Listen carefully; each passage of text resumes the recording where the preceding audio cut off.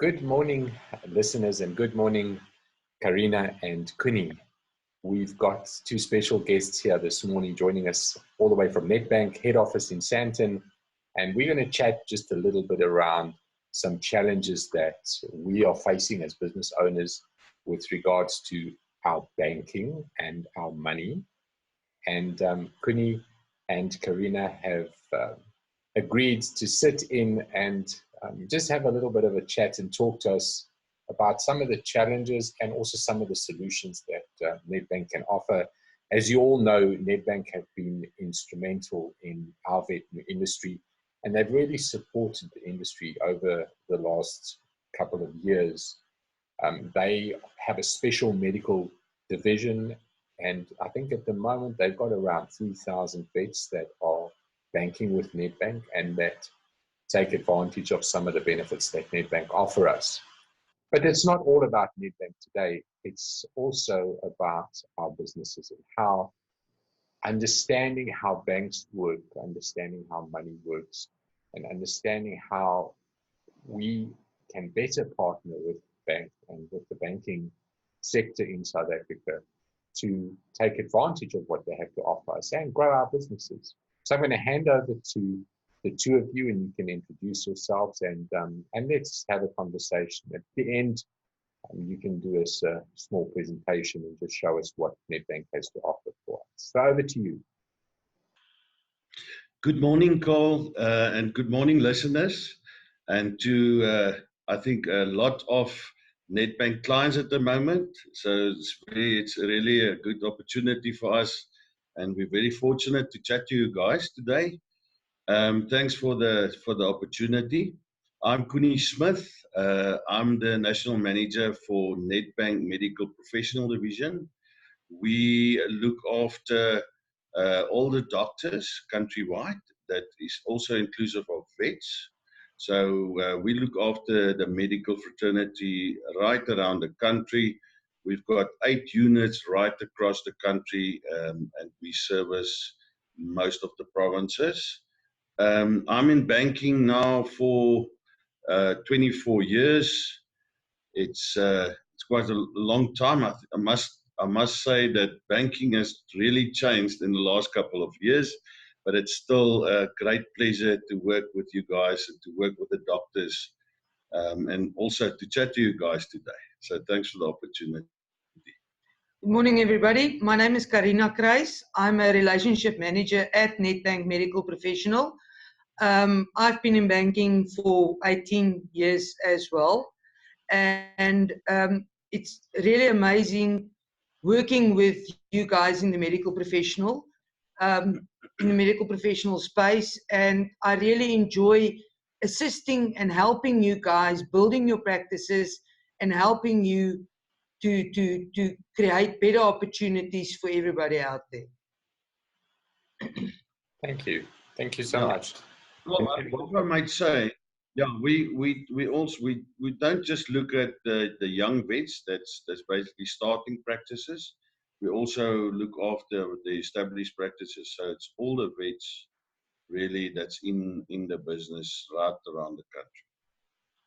So your solution is not only from a personal banking perspective, but also from a business banking perspective. And with all of the experience that you've had, especially in the veterinary industry, what are some of the challenges that our businesses are facing with regards to banking at the moment that you've noticed? So I think, Cole, from a banking point of view, I think probably the top challenge that we experience is the financial reporting, and specifically financial statements for these practices that the doctors are working in. I think sometimes a lot of the doctors don't have a proper set of financial statements, and as you guys know, with all the laws that are in place and the different acts, the National Credit Act, we are obliged to stick to the reporting, the financial reporting of the practice, and also to look at the financial reporting, taking into account if there's serviceability potential debt that we might offer these doctors. So in a lot of instances, doctors have one set of financials, and as we all know, that set of financials is drawn up for the taxman, for SARS, and unfortunately, in those financial reportings, we don't see a lot of profit because of that specific reporting to the SARS. I don't think a lot we enjoy paying taxes very much, but yeah, I think the financial accounting, the accountants are specifically doing reporting around saving on tax. That makes it difficult for us as a bank because we base our serviceability and repayment ability of doctors on those net profits that are on the financial statements. So it's putting us in a very difficult position where not a lot of profit is declared, and now we must in some way create serviceability and affordability to approve our clients for specific finance needs. And obviously that puts a huge risk on us as the bank. As you know, we are very regulated and can potentially open up for fines if we don't look at it very carefully. So I think financial reporting is really critical. They must also enable us to make it possible for the bank to do lending for the guys. And that's what's crucial, to have a proper set of financials to support any lending requirements that's handed in the bank. So yeah, I think one of the financial reporting. So if we look at that, if we look at that challenge, we obviously structure our businesses and our books in such a way that we want to show minimal profits, because the higher the profits, the more tax you've got to pay. So creative accounting often causes us to reflect like lower profits. Not trying to evade taxes, but just structuring our businesses so that we don't show major profits. But if we had to, for instance, show profits at the beginning of the financial year, that would then qualify us for finance and affordability. And then towards the end of the financial year, then obviously you've now got a loan, so you've increased your expenses, and your affordability then, or your profits then, automatically will be less. So timing with regards to applying for finances could kind of sort out that problem for us, don't you think? Cole, indeed it can have an impact, but I think we look at the set of financials on an annual basis. So we'd look at the financials for the previous year that's signed off by a chartered accountant, and also the management account. So we really get the informed view of what's happening in the business for the last 18 months, generally. So yeah, you might see a cash flow, you might see an impact on your cash flow, you might see variations in the financials, but it's still ultimately reporting on an annual basis. So yeah, so I think there must just be a balance. I mean, one must decide, how you want to. If you're still in the early phases of your practice and there's definitely lending needs, I think it's critical that you declare everything, income as well as all expenses. But that's also the right way to do things, and you don't want to apply for credit if your business can't afford the credit. And to go and apply for credit just for the sake of credit, or because we think that we can grow the business with this credit without consulting you guys at the bank and getting decent advice, proper business advice, to make sure that the credit is that we can afford the credit and the repayments, because ultimately it's about creating a sustainable business. Absolutely. And I mean, if we go into solution mode a bit later on, we have some suggestions. So I think it's critical to get a proper accountant. All right. that can take you through the various cycles of your business, and to assist with reporting, with this kind of reporting, and also with advice. Yeah. It just makes the bank so much. It assists the banks to make lending to our clients a lot easier. Brilliant. I remember we had an accountant, and every year we used to sit with the financials and go through the financials. And I never used to understand the financials. It used to be like a quick 15-minute meeting to sign off the financials. And we changed accountants. We got a new set of accountants. And the first year we sat with him, he briefed me on understanding how to read the numbers. And I was amazed. He gave us such valuable advice. I mean, we managed to cut our costs, our overheads by probably about 20% just because of the advice we got from a really good bookkeeper. We structured the business, we changed a little bit, and it was amazing. So you're right, it's crucial to have a bookkeeper on board that sits down with you and has a vested interest in your business and can advise you on a way forward. Thank you. And Cole, I mean, that's also one of our services, is that we most of the times join those kind of meetings, and also from the bank's point of view can give valuable advice with the accountant, and can do the structuring and the planning accordingly. So we're more than happy to assist the doctors if there's any needs from the bank side, and if there's advice needed of how to structure the reporting to make it easier for the banks and for lending as well. Brilliant. Thank you. That's incredibly helpful. What also goes hand in hand with the financial reporting, I just wanted to say as well, is the practice management. Your whole practice management overall. You need to be hands-on. You can't only look at the numbers and think everything is okay. You need to be hands-on with your whole practice. Okay. And see, is everything correlating with the numbers? That's where the big disconnect is sometimes as well. Because the numbers are showing one thing, but your invoices and your supporting documentation to the accountants is not matching up. Okay. So practice management is really, really important. Yeah, and I mean, you know, we know doctors, we know they are very busy, they're running around in the practice between all their patients. They don't really have time to most of the time to sit down with the practice manager and the accountant to talk through things. So I think by just doing that can potentially save a lot of headaches later on. Yeah. And what we also find is that oftentimes that conversation only happens once a year when you sign off your financials. What would you suggest? How often do you think one should sit with your practice manager and your accountant, and bring in your banking consultants as well?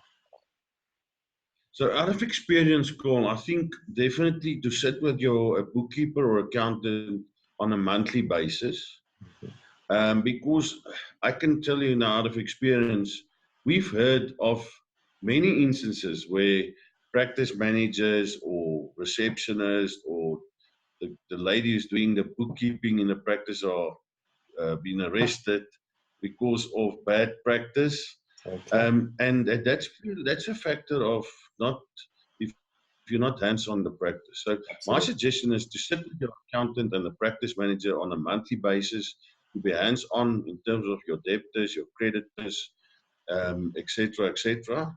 Could potentially save a bad impact on your cash flow as well.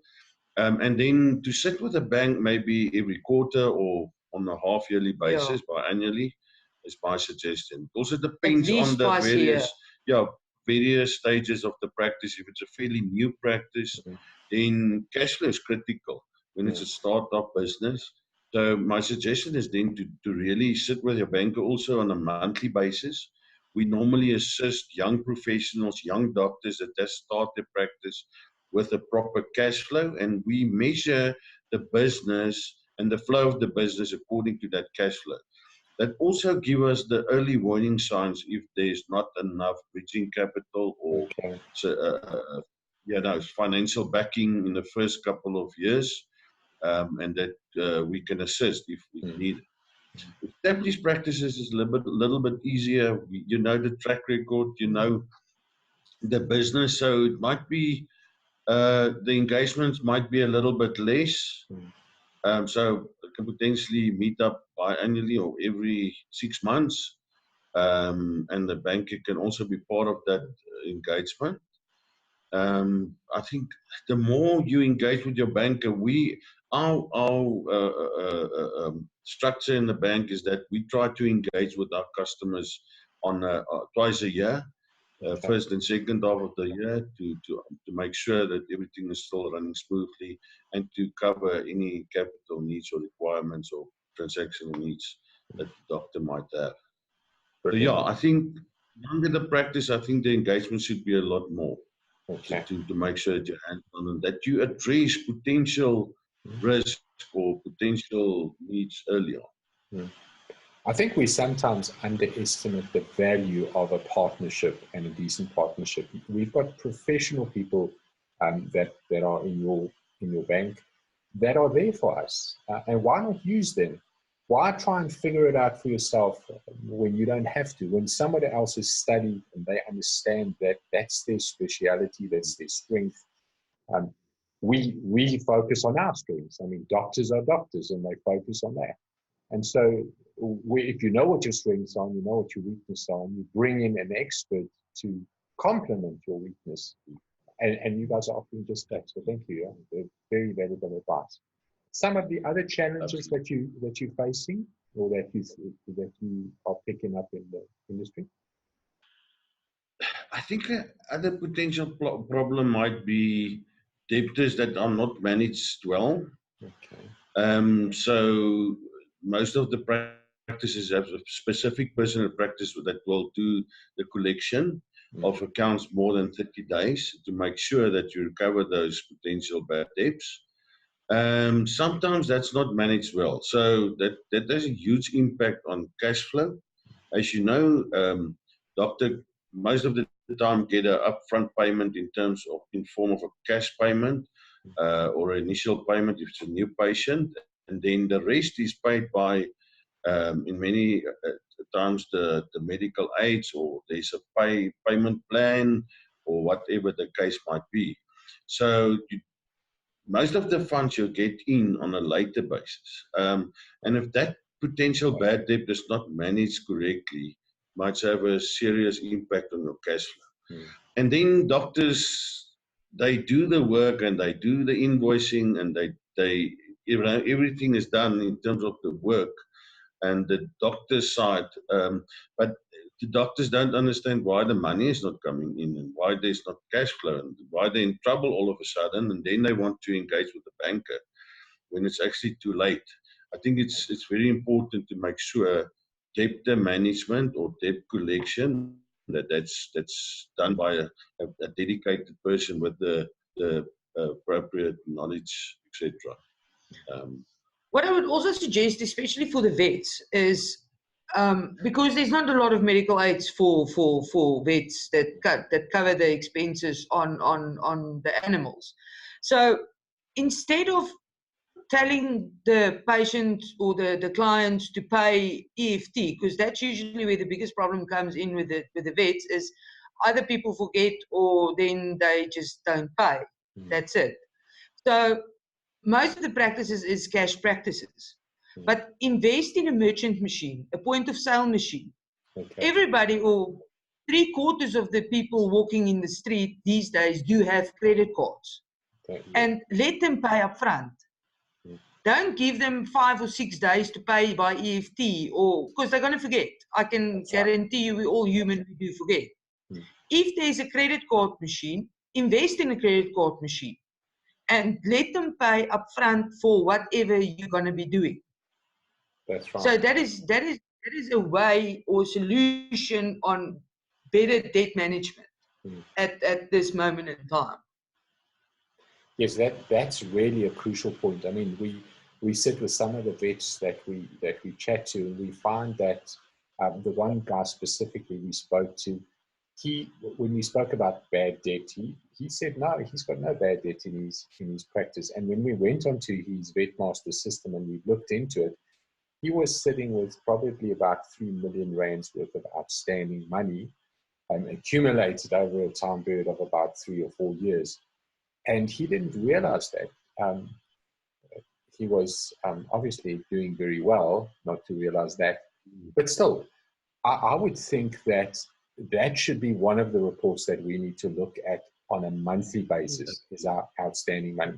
And in fact, if you have a practice manager or your receptionist, they should be looking at that on a weekly basis and reporting back to your practice owner or your vet on a monthly basis. We've got VR attorneys that are going to also be speaking on this summit, and they're going to specifically be speaking about credit and debt management, and they have a solution also for vets to be able to recuperate some of that bad and outstanding debts. But you're right; it's crucial that we keep our finger on the pulse of that as well. That's also a huge challenge. And you're right, with the merchant machine in store, people pay there and then before they leave. They pay, because we know things happen, and mostly, the dog dies, and then it becomes a lot more difficult to pay that outstanding account. Thank you. Any other serious challenges? What about the economy, and what are your viewpoints on the economy in South Africa? Is it getting better? Have we made that turn? What do you guys think?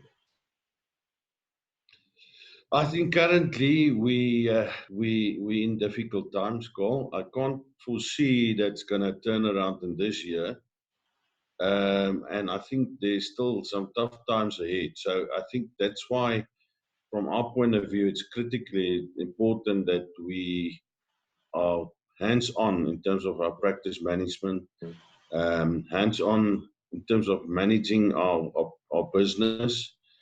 I don't foresee any big changes in terms of interest rates, etc. in this latter part of the year. Maybe next year, but I think it's tough times ahead. So that's why I think it's critically important that we look at our debtors' repayments, because also, as you know, the individual on the street is currently also under pressure. So it's risky time. So I think one must just be very careful with who you're dealing with, and also getting all your cash in when it's supposed to come. Yeah, that's right. And just managing costs as well, keeping our costs as low as possible, keeping our finger on the pulse of things. I do have a little bit of a positive outlook, and I feel that we've got some things that are going right in the country. There's still a bit of a lag based on all of the what's happened in the past, but I do think that we can look forward to a positive, growing economy in the next 2 to 3 years, and we just need to hang in there, do the right things, and keep going, and like you say, keep your finger on the pulse of things. I think so I mean, there's nothing wrong to consider any expansion, or maybe in terms of also what's it called, Karina? The insurance, key man insurance, to make sure, because also what one must understand is you have a practice that you must take care of as a one man, as a sole prop, to make sure that there's continuation of that practice if something happens to the owner. Okay. So there's nothing wrong with expansion or potentially open new practices or appoint new people. But I think one must just be very careful and make an informed decision, and making use of the specialists like your attorneys and accountants and bankers to assist if that's potentially that you're looking at. Brilliant. And you touched a little bit on insurance there as well. For a lot of us, especially the businesses that are sole proprietors, where you actually are the business, it's crucial that you have some kind of insurance in place to cover yourself and your business if something had to happen or if you needed to take some time off. That's really good advice as well. Well, That is crucial. Very crucial. some of the questions that you guys are faced with when you consult with practice owners and vets, the frequently asked questions that they come to you with. What are some of those questions? So I think, Karina, you can answer, but I think from my side, I think we chatted about the economy, and it's tough times out there. It's not easy. So I think it's and also you mentioned managing costs. So I think from my point of view, a lot of doctors contact me to ask if they are paying the best interest rate on their lending products. Are they paying their best interest rates in terms of point of sale devices?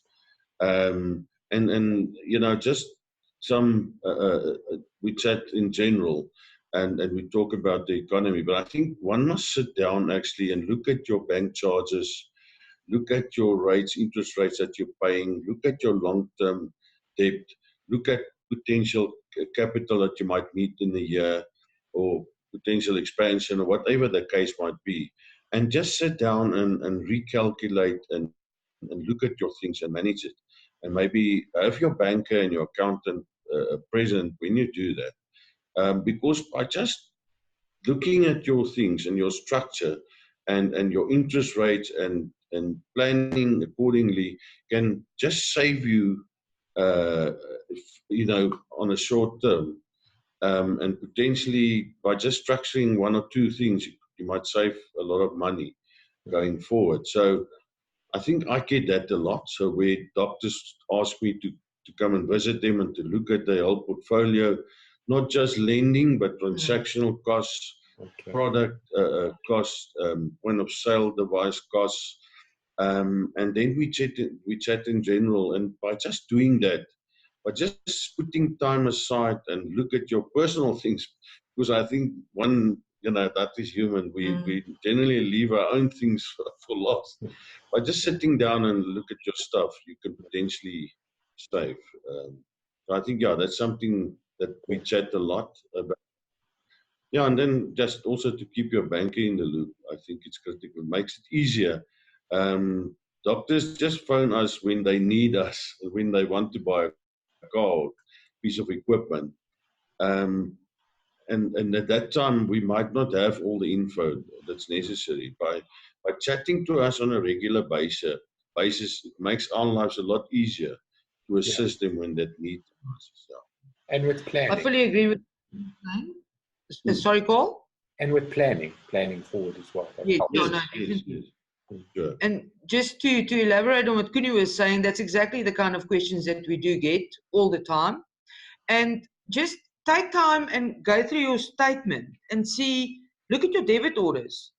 There's probably debit orders that you've been paying for the last 20 years, but you don't have the slightest idea what it is. And you can start cutting on those costs, because that will also assist you with your cost cutting in your business. Just see the regular things that's going through your account. There's life policies that you've been paying. Well, it escalates every year. So now you've been paying almost 2,000 Rand on a life policy, but you can actually get a better one for more life cover for a cheaper amount at this moment in time. So you need to revisit all those things when you start looking at where you want to cut costs. Cut costs. Yeah, and also it goes for insurance as well, Cole. I mean, short-term insurance, the doctors really pay an arm and a leg for cover in terms of their specialized equipment, the you know, everything inside their practice, but also on a personal level for vehicles and stuff.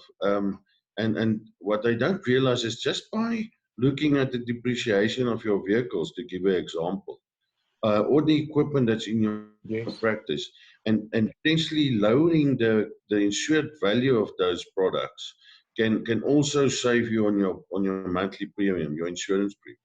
And it's little things like that, I think, that one needs to manage in these tough times to minimize your costs. That's, I think, important going forward.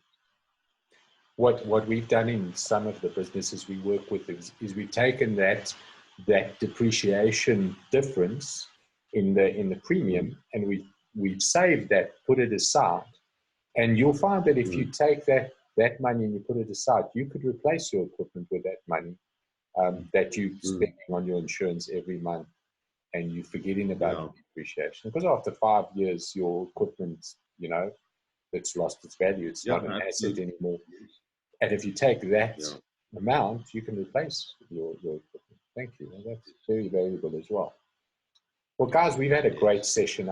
This has really been interesting, and I look forward to bringing you on board later in further webinars. As you know, we're going to be doing a monthly webinar to the industry, where we're going to be carrying on, and we're going to bring in some of the partners and the service providers, and have those conversations where it's not only myself speaking to you, but we bring in some of the doctors as well, just to chat to you and get to know you better, and get to know what's going on, what's happening. You're going to be sharing a short presentation shortly, just on some of what Nedbank has to offer for our vets, your clients, your partners, and I look forward to that as well. So thank you, both of you, for the time and for agreeing to be part of this first in South Africa online veterinary summit. Thanks, Thanks, Cole. Cole. Thanks, Very listeners. much. Thanks. Listeners, thank you again for the opportunity today to share our client value proposition with all of you. And I'm really proud of this. We are actually one of the only banks who specifically have a value proposition for vets only. So what does that mean to you guys? We as Nedbank Medical Professional, we don't treat you just like as a number or as a normal client, as most of the other banks do. We have a dedicated, specific ring-fence business dedicated for vets, and catered around the needs of all the vets. And I'd like to just talk you through our offering today. So thank you for your time. So yeah, banking only for vets, for vet professionals, designed by Nedbank Medical Professional. So it's an exclusive banking package designed for vets only.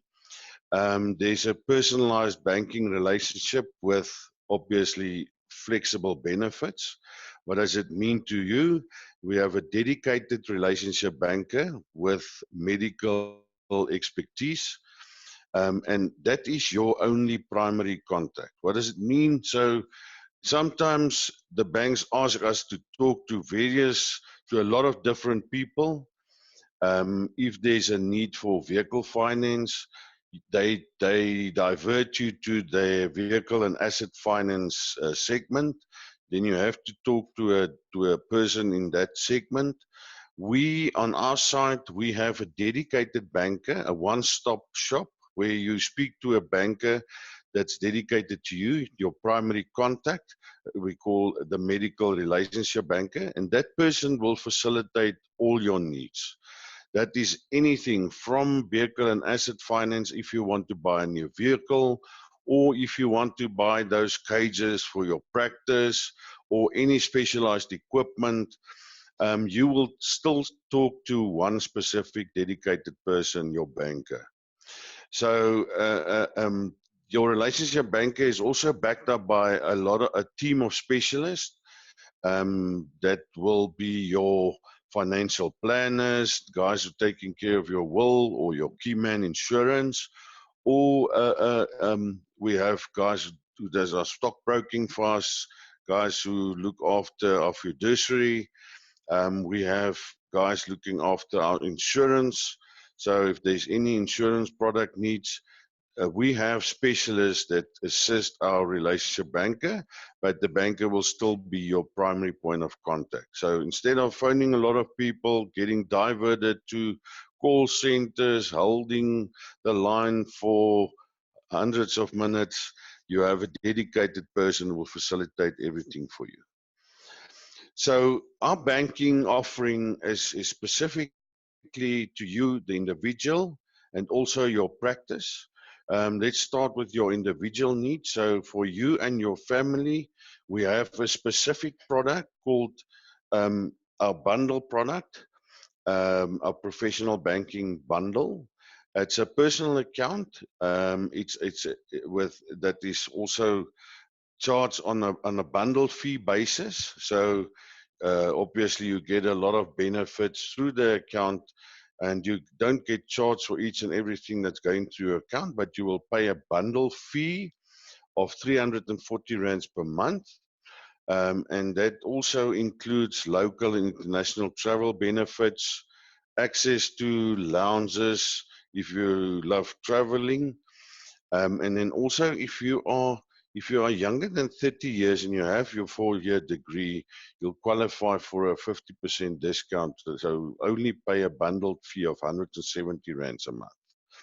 So that 340 rands will be inclusive of everything that runs through your bank.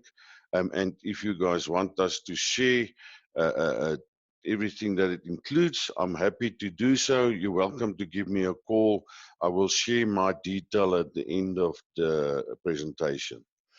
Then also your family is also included. So members of your family are automatically included as part of this offering. So we can also facilitate any needs that your children or wife might need or spouse might need. If that is a vehicle that your kids might need to go to varsity, we are happy to facilitate that and to finance your son on the same basis. The household will also work through the dedicated relationship banker. So instead of phoning a lot of people in the bank, you'll just only facilitate that through your personal banker. Then also your practice. So for your practice, we've specifically have asset-based finance, short-term, that will be vehicles, that will be specialized equipment like the x-rays that you are using. Other banks might see that as very high risk. We see that as income generating equipment, so that's also treated in that way. So we are looking at 100% finance, subject to approval, obviously, 100% finance with those high-risk equipment, cages, furniture, office equipment, whatever. All your short-term finance needs, vehicle finance, that's facilitated through us. We take care of that on behalf of your practice. Business transactional account that will allow for money in, money out, with a point of sale device that's with a very exclusive rate specifically to older vets, and I'll share the rates with you a bit later on. Short-term lending facility like your overdraft facility, Gap Access. We have a specific product called Gap Access that works around your point of sale device, taking into account the turnover that's running through the device. We give you a facility linked to the point of sale device, and the monthly repayment is based on a percentage of the turnover that's going through that point of sale device. Commercial property finance. So a lot of your vets are practicing through a residential property. We can finance that for you guys, commercial properties, even if it's more commercialized, where it's in a building, we can facilitate that. We can do that over 10 or 15 years, depend on the area, etc. We'll do a proper valuation. We'll assist you, guide you, do a valuation, and then obviously give our advice around if that's the right property for your needs. Investments and insurance solutions. So we have specialists in the field looking at the best interest rate, obviously, for investment products. We have those specialists, like I mentioned, that will support our personal banker, and we'll make sure we take care of your investment products. And then a lot of other value-added services that will save you time and money running through your practice. We have the banker that will come to you. You can work through with the banker, work through your bank statements with your existing bank, and potentially look at saving a lot of money for you. If I can just give you an example, a couple of weeks ago, we went through the bank statements of one of our clients, and there were debit orders going through that account, and the client was not even aware what it was for. So it's really for you important to maybe take time and spend it with a relationship banker that's running through our medical business, and just investigate what's actually going through your account. Then the rates that I was talking about, the point of sale device, this is if you are banking with us, if you primary bank, so you have your primary account with Nedbank Medical Professional, then this is the kind of rates that we can offer you. So for a fixed device, you're looking at a rental of about 280 rands per month. For a more upgraded or a portable device, the rental is 380 per month. Interest rates that you get on a credit card is 1.85%, on a debit card 0.75%, and then American Express also 1.85%. This is really very competitive in the market, and this is specifically if you are banking and you have your transactional business through Nedbank. Also, the other thing is we waive our monthly service fee, and we also waive our installation fee. So this is part of the offering if you deal specifically with Nedbank Medical Professional, and you're more than welcome to give me a call with the contact details that I'll share with you shortly. Yeah, so there we go. Kuni Smith, I'm the National Manager looking after our medical professional division countrywide. We have branches right around the country, but you're also more than welcome to either send me an email or give me a call on my cell number or office line, and we'll gladly assist you. If you can't get hold of me, more than welcome to contact Wilma Erasmus. She's also one of our senior managers in the business, and we'll gladly assist you. Thank you very much for your time.